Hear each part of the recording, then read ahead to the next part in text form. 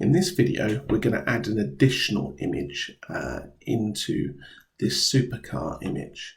So if I open a new file, and I'm going to find something I downloaded earlier, and you can see we've got this image here.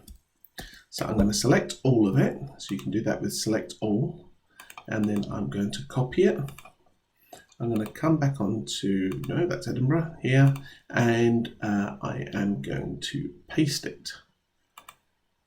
So we've got our image, and I'm going to use the move tool first of all, and I am going to make it a bit smaller, and I'm going to flip it around just like so. So that looks pretty good there.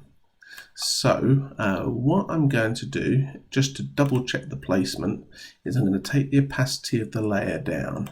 Yeah, I think that looks quite nice. So now I've taken that down, I can put it back up again. Now I've got the positioning right. Okay, so now what I need to do is add a new raster mask, and that new raster mask is going to be reveal all. And now we've got the image here, and just as before, we've got the mask. So we can paint onto the mask the same as we did before. And look, I can take out all of the detail around. Now I can use selections to help me as well. Sometimes using the magic tool and that kind of thing to select larger areas.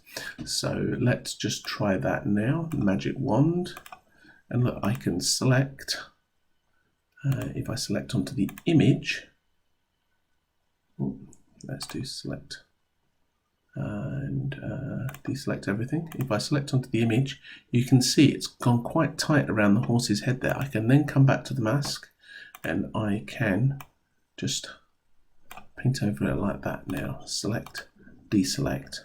And you can tell quite quickly that I'm actually getting a decent job on this. Now it might be that whilst I'm working, I do this.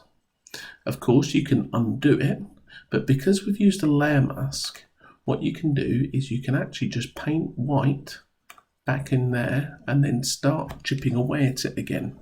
And when we move in really closely like this, you'll be able to paint, yes, on the edges like that. We can take our brush size right down, so our brush size is kind of really teeny tiny, so we can even start eliminating individual pixels.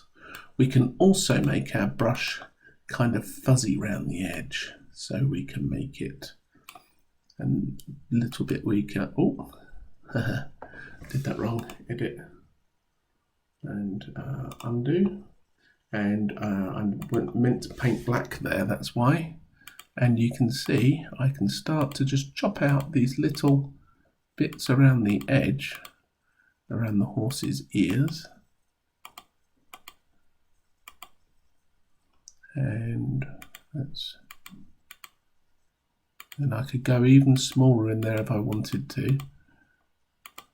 And you see it's just fading it in on top like that.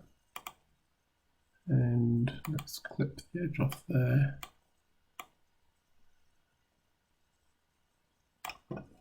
And it's quite detailed, fine little work really. You'll get into the practice of it, you'll make mistakes, but don't worry. You just carry on like that. Uh-oh, yep. There we are. And you can see it's starting, when I zoom out, to look like the horse is really there. And all I need to do is carry on going around, chopping out, and I'll end up with quite a realistic looking photo. Now, one of the things that we have to do then is we have to look at things like shadows and highlights, and that's going to be the topic of the next video.